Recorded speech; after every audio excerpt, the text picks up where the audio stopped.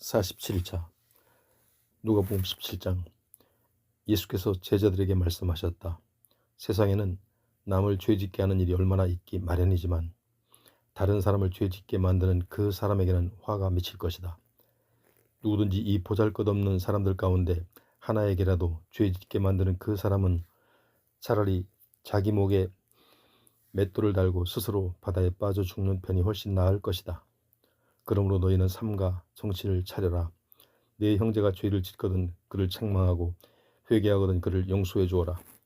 그 형제가 하루에 7번이나 내게 죄를 짓고 그때마다 내게 나아와서 내가 잘못했소 라고 회개하면 그를 지체 없이 용서해 주어라.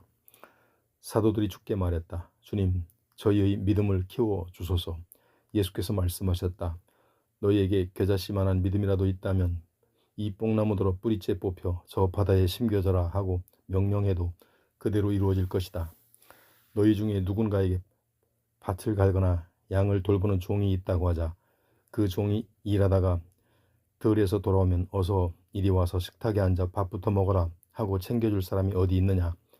오히려 너희는 그 종에게 주인의 식사를 먼저 준비하게 하고 또 주인에게 시중 들게 한 다음 그리고 나서 너도 먹고 마셔라 하고 허락하지 않겠느냐. 그리고 또 종이 고분고분 주인의 말을 잘 듣는다고 해서 주인은 특별히 그 종에게 고마워하지도 않는다. 이와 마찬가지다. 너희도 내가 한 말을 그대로 다 따른 다음에는 이렇게 말해야 한다. 저희는 다만 보잘것없는 종일 따름입니다. 그저 종의 마땅한 의무를 다했을 뿐입니다. 예수께서 예루살렘으로 올라가신 도중 갈릴리와 사마리아의 경계를 지나가시게 되었다. 어떤 마을에 들어가시다가 예수께서는 나병 환자 10사람을 만났다. 그들은 멀리 떨어진 곳에 서서 예수께 크게 소리질렀다. 예수 선생님, 저희를 불쌍히 보시고 저희에게 자비를 베풀어 주십시오. 예수께서 그들을 보시고 말씀하셨다. 가시오. 제사장에게 가서 당신들의 몸을 보이시오. 그래서 그들은 제사장에게로 가는데 가는 도중에 모두 병이 나았다. 그들 가운데 한 사람이 예수께 돌아와서 큰 소리로 하나님을 찬양했다.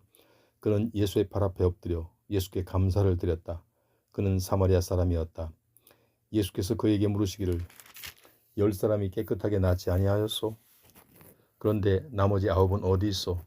고침받은 후 하나님께 영광 돌리려고 내게 돌아온 사람이 이 이방인 한 사람밖에 없는 것이요? 하셨다. 그리고는 예수께서 그에게 말씀하셨다. 자, 일어나 가시오. 당신의 믿음이 당신을 구원하였소. 하루는 바리새파 사람들이 예수께 물었다. 하나님의 나라가 언제 시작됩니까? 예수께서 대답하셨다. 하나님의 나라는 사람의 눈으로 볼 수 있는 그런 모습으로 임하지 않소. 또 보라 여기에 있다 혹은 보라 저기에 있다 하고 말할 수도 없소. 하나님의 나라는 바로 당신들 안에 있기 때문이요. 그 후 예수께서 제자들에게 말씀하셨다. 언젠가 너희가 단 하루라도 인자와 함께 있게 되기를 간절히 바랄 때가 올 것이지만 그럴 수 없을 것이다. 그러므로 보라 여기에 그분이 계신다 혹은 보라 저기에 그분이 계신다 하는 말이 들리더라도 너희는 나를 찾아 나서지 말라. 마치 번개가 하늘 이 끝에서 저 끝까지 번쩍하고 순식간에 비추는 것처럼 인자가 이 땅에 다시 돌아올 때도 그처럼 순식간에 임할 것이기 때문이다. 그러나 그 전에 인자는 먼저 많은 고난을 당하고 이 세대 사람들에게 버림받을 것이다. 옛적 노아의 시대에 그랬던 것처럼 인자의 시대도 꼭 그러할 것이다. 노아가 방주에 들어가던 그날까지도 사람들은 먹고 마시고 장가들고 시집가면서 자기들의 세상 일에 취해서 살았다. 그런데 갑자기 홍수가 나서 그런 그들을 순식간에 다 쓸어버리지 않았더냐. 또 롯의 시대에도 그런 일이 벌어졌다. 사람들은 하나님을 떠나 죄 가운데 먹고 마시고 사고 팔고 농사를 짓고 집을 지었다. 그러나 롯이 소돔에서 떠나던 날 하늘에서 불과 유황이 쏟아져 그들 모두를 순식간에 멸망시켜 버렸다. 그렇다. 인자가 이 땅에 다시 돌아올 때도 그와 똑같을 것이다. 그날의 지붕 위에 있는 사람은 자기 물건을 가지러 내려오지 말고 들에 있는 사람은 집으로 들어가지 말라. 너희가 롯의 아내에게 일어난 일을 꼭 기억하여라. 누구든지 자기 목숨을 보존하려고 애쓰는 사람은 그 목숨을 잃을 것이요 자기 목숨을 잃는 사람은 오히려 그 목숨을 보존할 것이다. 내가 진정으로 너희에게 말한다. 그날 밤에는 두 사람이 한 침대에서 자고 있더라도 하나는 데려가고 다른 하나는 버려둘 것이다. 또 두 여자가 함께 맷돌을 갈고 있더라도 하나는 데려가고 또 다른 하나는 버려둘 것이다. 또 두 사람이 함께 밭에서 일을 하고 있더라도 하나는 데려가고 다른 하나는 버려둘 것이다. 제자들이 예수께 물었다. 주님, 어디서 이런 일이 일어나겠습니까? 예수께서 대답하셨다. 시체가 있는 곳에는 독수리떼가 모여들게 마련이다. 18장. 예수께서 제자들에게 끈질기게 기도하고 낙심하지 말아야 한다는 사실을 가르치시기 위해 비유를 들어 말씀하셨다. 어떤 도시에 사람들을 무시하고 하나님도 두려워하지 않는 불의한 재판관이 있었다. 그런데 그 도시에 살고 있는 한 과부가 그를 줄곧 찾아가서 졸라대기를 재판관님, 저의 억울한 처지를 들으시고 법으로 제 권리를 찾게 해주십시오 하였다. 그러나 그 재판관은 오랫동안 그 과부의 말을 들은 척도 하지 않고 계속 무시해왔다. 그러다가 그는 결국 이런 생각을 하게 되었다. 나는 하나님도 두려워하지 않고 사람들에 대해서도 관심이 없는 사람이다. 하지만 이 과부가 이토록 줄기차게 나를 찾아와 성가시게 하니 할 수 없이 그의 권리를 찾아주어야겠다. 그렇지 않으면 앞으로도 계속 나를 찾아와서 아주 귀찮게 졸라댈 것이다. 주님께서 계속 말씀하셨다. 너희는 이 불의한 재판관이 하는 말을 귀담아 들어라. 하물며 하나님께서 밤낮으로 부르짖는 자기 백성의 간구를 어찌 들어주지 않겠느냐. 어찌 계속 모른 채하고 그냥 내버려 둘 수가 있겠느냐. 내가 진정으로 너희에게 말한다. 하나님께서는 밤낮 부르짖는 자기 백성의 간구를 들으시고 신속하게 그들의 권리를 찾아주실 것이다. 그러나 인자가 다시 돌아올 때 과연 세상에서 이 같은 믿음을 지니고 사는 사람은 찾을 수 있을런지 그것이 걱정이구나. 자기들만 옳다고 생각하면서 다른 사람들을 업신여기는 사람들을 향해 예수께서 비유로 말씀하셨다. 두 사람이 기도하러 성전에 올라갔소. 한 사람은 바리새파 사람이었고 다른 한 사람은 세리였소. 바리새파 사람은 따로 서서 이렇게 기도했소. 하나님, 저는 남의 것을 빼앗는 강도나 정직하지 못한 사기꾼이나 간음을 저지른 그런 사람이 아니라는 것이 얼마나 감사한지요. 더구나 저기 있는 세리와도 같지 않습니다. 저는 일주일에 2번씩 금식하고 11조를 꼬박꼬박 하나님께 바치고 있습니다. 그런데 세리는 멀찌감치 서서 감히 하늘을 우러러볼 생각도 못하고 가슴을 치며 기도하기를 오 하나님, 이 죄인을 불쌍히 여기시고 자비를 베풀어 주소서 하였소. 내가 당신들에게 분명히 말하겠소. 결국 하나님께 의롭다고 인정을 받고서 집으로 돌아간 사람은 저 바리새파 사람이 아니라 바로 이 세리요. 이처럼 누구든지 자기를 높이는 사람은 낮아지고 자기를 낮추는 사람은 높아질 것이요. 사람들은 아기들까지 예수께 데리고 와서 예수께서 손을 얹어 축복해 주시기를 바랐다. 제자들은 그런 사람들을 나무라면서 그냥 돌려보내려 했다. 하지만 예수께서는 어린아이들을 가까이 부르시며 말씀하셨다. 어린아이들을 막지 말고 모두 내게로 오게 하여라. 하나님의 나라는 이런 어린아이들 같은 마음을 가진 자들이 것이다. 내가 진정으로 너희에게 말한다. 누구든지 어린아이처럼 하나님의 나라를 순전히 받아들이지 않는 사람은 결코 거기에 들어갈 수 없다. 어떤 유대인 관리가 예수께 여쭈었다. 선생님, 제가 어떻게 해야 영원한 생명을 얻을 수 있겠습니까? 예수께서 그에게 대답하셨다. 지금 당신이 나를 선하다고 하였소. 하나님 한 분밖에는 선하신 이가 없소. 당신은 계명을 잘 알고 있을 것이요. 곧 간음하지 말라, 살인하지 말라, 도둑질하지 말라, 거짓 증언을 하지 말라, 네 부모를 공경하라 하지 않았소? 그 관리가 대답했다. 잘합니다. 저는 이 모든 계명을 어릴 때부터 지켜왔습니다. 그 말을 들으시고 예수께서 그에게 말씀하셨다. 당신에게는 아직도 한 가지 부족한 것이 있어. 당신이 가진 재산을 다 팔아서 가난한 사람들에게 나누어 주시오. 그리하면 당신은 하늘나라의 보화를 차지할 수 있을 것이오. 그렇게 행한 후에 와서 나를 따르시오. 이 말씀을 듣자 그 관리는 침울한 표정을 지으며 몹시 근심하였다. 사실 그는 아주 많은 재산을 지닌 큰 부자였기 때문이었다. 예수께서 그런 그의 모습을 지켜보시며 제자들에게 말씀하셨다. 부자가 하나님의 나라에 들어가기란 참으로 어렵다. 부자가 하나님의 나라에 들어가기보다 차라리 낙타가 바늘귀로 들어가는 것이 한층 쉬울 것이다. 이 말씀을 듣고 있던 사람들이 크게 놀라며 물었다. 선생님, 그렇다면 세상에 누가 구원을 받을 수 있겠습니까? 예수께서 대답하셨다. 사람으로서는 할 수 없는 일이라도 하나님께서는 능히 하실 수 있다. 그러자 베드로가 예수께 말했다. 주님, 저희는 주님을 따르기 위해 가진 것들을 모두 버렸습니다. 예수께서 말씀하셨다. 내가 진정으로 너희에게 말한다. 누구든지 하나님의 나라를 위하여 집이나 아내나 형제나 부모나 자녀를 버리는 사람은 이 세상에 사는 동안에도 여러 갑절로 보상을 받을 것이요 장차 오는 세상에서 영원한 생명을 얻을 것이다. 예수께서 12 제자를 불러 모으시고 말씀하셨다. 보라, 우리는 지금 예루살렘으로 올라가고 있다. 그곳에 가면 인자를 두고 예언자들이 기록한 모든 일들이 다 이루어질 것이다. 인자는 이방인들의 손에 넘겨지게 될 터인데 그들은 나를 조롱하고 모욕하고 침뱉고 채찍질한 후에 마침내 십자가에 못 박아 죽일 것이다. 그러나 죽은 지 사흘 만에 인자는 다시 살아날 것이다. 그러나 제자들은 이 말씀을 조금도 깨닫지 못했다. 이 말씀의 뜻이 그들에게 감추어져 있어서 제자들은 예수님이 하신 말씀을 하나도 알아차리지 못하였다.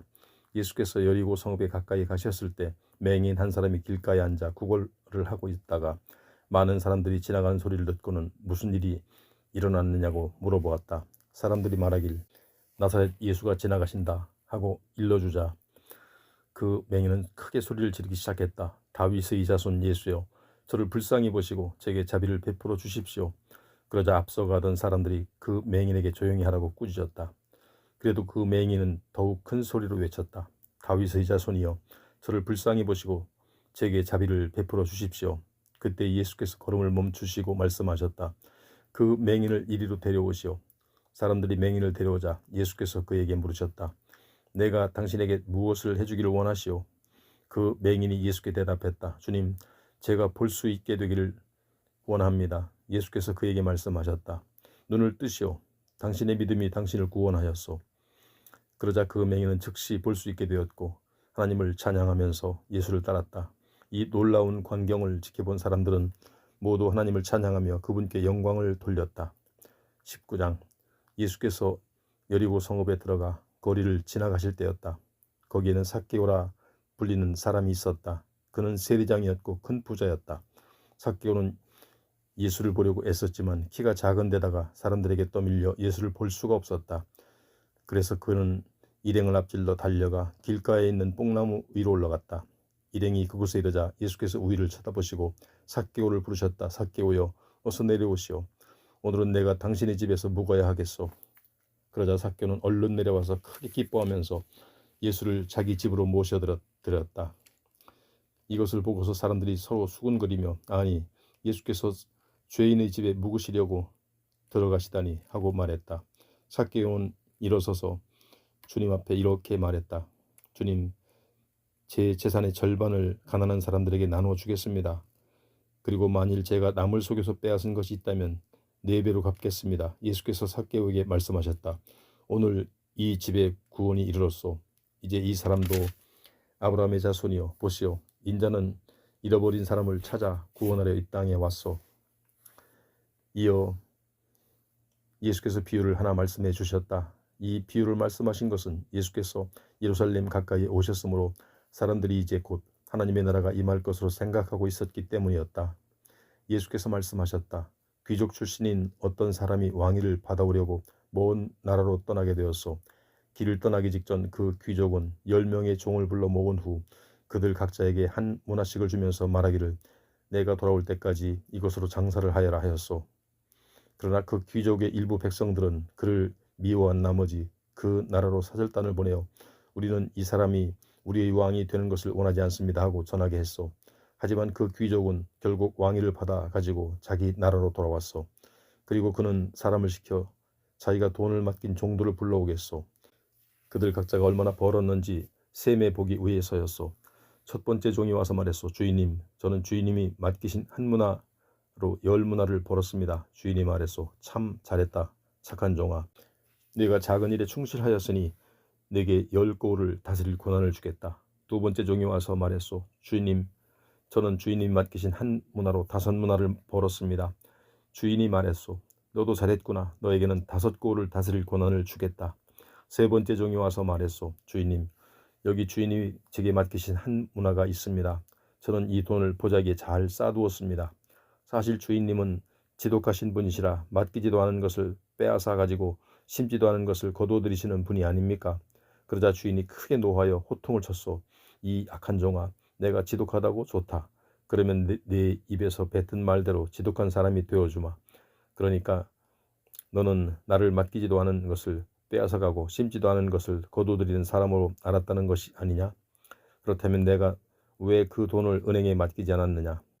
그랬더라면 최소한 이자라도 받을 수 있었지 않았겠느냐? 그러고서 주인은 옆에 있는 사람들에게 명령했소. 여봐라. 이 약한 종에게서 한 문화를 빼앗아 10문화를 가진 사람에게 주도록 하라. 그때 그들이 주인에게 말하기를, 하지만 주인님, 그 사람은 이미 10문화를 가졌는데요. 하자 주인이 대답했소. 내가 너희에게 분명히 말한다. 가진 사람에게는 더 많이 주어질 것이요 갖지 못한 사람은 가진 것마저도 빼앗길 것이다. 그런 후에 주인은 명령하기를, 그리고 내가 자기들이 왕이 되기를 원치 않았던 나의 원수들을 이리로 끌어다가 내 앞에서 모두 처형하도록 하시오 하였소. 이 말씀을 하신 후 예수께서 예루살렘을 향해 제자들보다 앞서 걸어가셨다.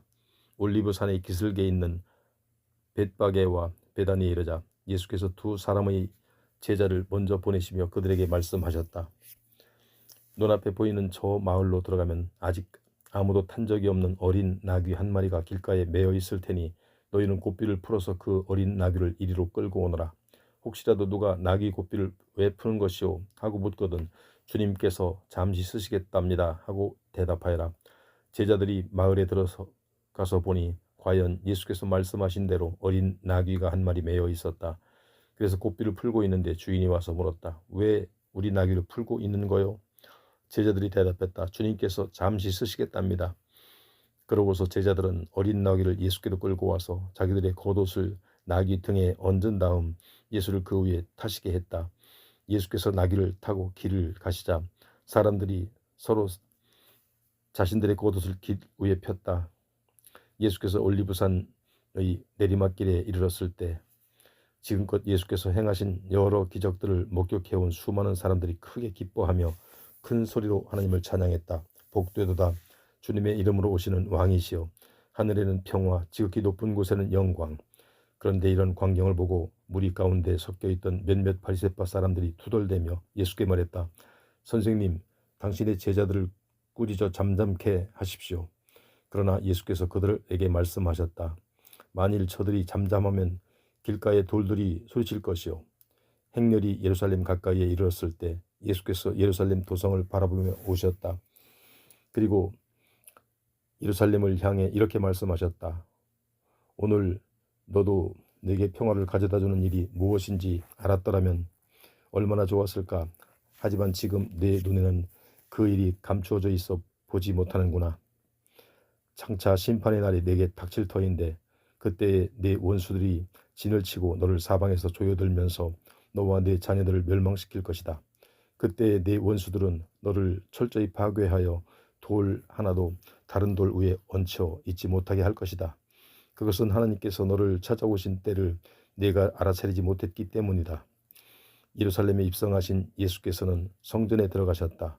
그리고 거기에서 장사하는 사람들을 쫓아내시며 그들에게 말씀하셨다. 성경에 기록되기를 내 집은 기도하는 집이다 하였건만 지금 당신들은 내 집을 강도의 소굴로 만들어버렸소. 그런 후 예수께서는 날마다 성전에서 가르치셨다. 대제사장들과 율법 교사들과 백성의 지도자들은 머리를 맞대고 예수를 죽일 궁리를 하고 있었다. 하지만 사람들이 모두 예수의 말씀을 열심히 듣고 있었으므로 어찌해야 좋을지 방도를 찾지 못하고 있었다. 20장. 어느 날 예수께서 성전뜰에서 복음을 가르치고 계실 때였다. 대제사장들과 율법 교사들과 장로들이 몰려와서 예수께 따졌다. 당신은 무슨 권한으로 이런 일을 하시는 거요? 누가 당신에게 이런 권한을 주었소? 예수께서 그들에게 대답하셨다. 나도 당신들에게 한 가지를 물어보겠으니 대답해 보시오. 요한의 세례는 하늘로부터 비롯된 것이요 아니면 사람들에게서 비롯된 것이요? 그 질문을 받고 그들은 자기들끼리 의논하면서 말했다. 만약 우리가 하늘로부터 비롯된 것이요 하고 대답하면 그런데 너희는 왜 세례 요한을 믿지 않았느냐 하고 따질 것이 분명하고 만약 우리가 사람들에게서 비롯된 것이요 하고 대답하면 이번에는 사람들이 우리를 돌로 칠 것이 분명하오. 사람들은 모두 세례 요한을 예언자로 믿고 있으니 말이오. 그래서 결국 그들은 우리는 모릅니다 하고 예수께 대답했다. 그러자 예수께서 말씀하셨다. 그러면 나도 내가 무슨 권한으로 이런 일을 하는지 당신들에게 대답하지 않겠소. 예수께서 사람들에게 한 가지 비유를 들어 말씀하셨다. 어떤 사람이 포도원을 만든 후 농부들에게 세를 주고 오랫동안 멀리 떠나 있었습니다. 수확할 때가 되자 포도원 주인은 종을 보내어 소출을 받아오라고 했습니다. 그러나 포도원 소작인들은 그 종을 때리고 빈손으로 돌려보냈습니다. 주인은 다시 다른 종을 보냈습니다. 이번에도 소장인들은 그 종을 때리고 모욕하면서 소출을 주지 않고 돌려보냈습니다. 주인이 다시 세 번째 종을 보냈습니다. 이번에도 역시 그 종은 상처를 입고 쫓겨왔습니다. 그래서 포도원 주인이 혼자서 말했습니다. 이제 어떻게 할까? 그래, 이번에는 내 사랑하는 아들을 보내야겠다. 설마 그들도 내 아들은 존중하겠지. 그러나 소작인들은 주인의 아들을 보자 이렇게 말했습니다. 이거야말로 참으로 좋은 기회다. 자기 아버지가 죽으면 이 사람이 이 땅을 전부 상속할 테니 아예 이 사람을 죽여버리자. 그러면 이 포도원은 우리 소유가 될 것이 아닌가. 그래서 소작인들은 주인의 아들을 포도원 밖으로 끌어내어 죽여버렸습니다. 자, 일이 이렇게 되었으면 여러분의 생각에 그 포도원 주인이 어떻게 할 것 같습니까? 내가 여러분에게 분명히 알려둡니다. 마침내 포도원 주인이 직접 와서 그 소작인들을 다 죽이고 그 포도원을 다른 소작인들에게 맡길 것입니다. 비유가 끝나자 이 말씀을 듣고 있던 사람들이 예수께 말했다. 설마 그들이 그런 짓이야 하겠습니까? 그러자 예수께서 그들을 똑바로 바라보시면서 말씀하셨다.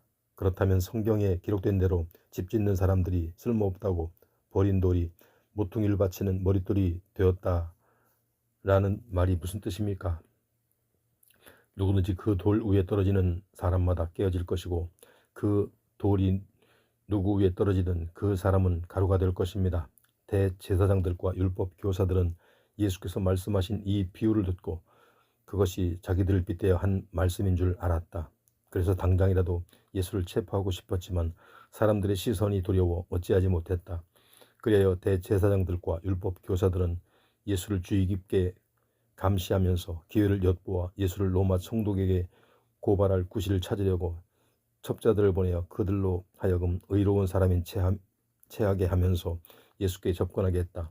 그런 첩자들이 예수께 물었다. 선생님, 우리는 선생님이 말씀하시고 가르치시는 것들이 전부 옳다는 것을 잘 알고 있습니다. 선생님께서는 어디 쪽으로도 치우치지 않으시고 오직 진리에 부합하는 하나님의 참된 도리만을 가르치시는 줄로 압니다. 그러니 저희들에게 말씀해 주십시오. 저희가 로마 황제에게 세금을 바치는 것이 옳습니까? 옳지 않습니까? 예수께서는 그들의 속셈을 꿰뚫어 보시고 이렇게 말씀하셨다. 데나리온 한 잎을 내게 보이시오. 그 돈이 누구의 초상과 이름이 새겨져 있어? 그들이 대답했다. 로마 황제의 모습이 새겨져 있습니다. 그러자 예수께서 말씀하셨다. 그러면 이렇게 하시오. 로마 황제의 것은 로마 황제에게 돌려주고 하나님의 것은 하나님께 돌려드리시오. 이 대답을 듣고 사람들 앞에서 예수의 말씀을 책잡으려던 자들의 계획은 실패로 돌아갔고 오히려 예수의 답변이 크게 놀라고 감탄하여 입을 다물고 말았다. 부활이 없다고 주장하는 사두개파 사람들 몇 명이 예수께 와서 물었다. 선생님, 모세의 율법을 보면 만일 어떤 사람이 자식 없이 죽으면 동생이 그 형수와 결혼하여 죽은 사람의 대를 이을 자식을 낳아줘야 한다라고 되어 있습니다. 그런데 어느 집에 7 형제가 살고 있었습니다. 맏형이 결혼을 했는데 자식 없이 죽었습니다. 그래서 둘째가 그 형수와 결혼했지만 그 역시 자식을 두지 못하고 죽었습니다. 그래서 차례차례 7 형제가 다 그 여자와 결혼했지만 아무도 자식을 남기지 못한 채 죽고 말았습니다. 그러다가 마침내 그 여자마저도 죽었습니다. 그러면 부활할 때에 그 여자는 누구의 아내가 되어야 합니까? 7 형제가 다 그 여자를 아내로 삼았으니 말입니다. 예수께서 그들에게 대답하셨다.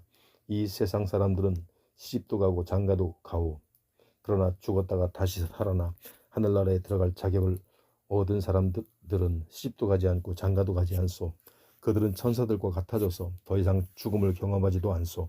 그들은 죽었다가 다시 살아나 새로운 생명을 얻은 부활의 자녀들이므로 곧 하나님의 자녀들이요. 옛적의 모세도 불에 타면서도 없어지지 않고 떨기나무를 언급하는 대목에서 죽은 사람들의 부활에 대해 보여주지 않았소? 그때의 모세는 하나님을 아브라함의 하나님, 이삭의 하나님, 야곱의 하나님이라 불렀소. 이처럼 하나님께서는 죽은 자들의 하나님이 아니라 살아있는 자들의 하나님이시오. 그러므로 하나님께서는 모든 자들이 다 살아있어. 이 말씀을 듣고 율법 교사들 가운데 몇 사람이 말했다. 선생님, 옳은 말씀이십니다. 그러자 사두개파 사람들은 더 이상 예수께 감히 묻지 못했다. 예수께서 그들에게 계속 말씀하셨다.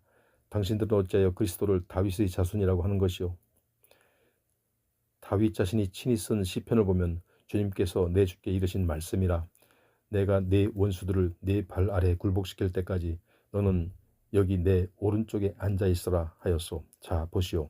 다윗은 그리스도를 주라고 불렀는데 어떻게 그리스도가 다윗의 자손이 될 수 있단 말이오. 예수께서는 사람들이 듣고 있는 가운데 제자들에게 이렇게 말씀하셨다.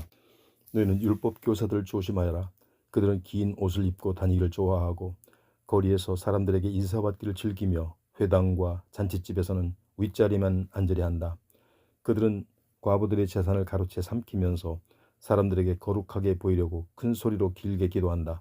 이런 사람들에게는 장차 하나님의 무서운 심판이 내릴 것이다.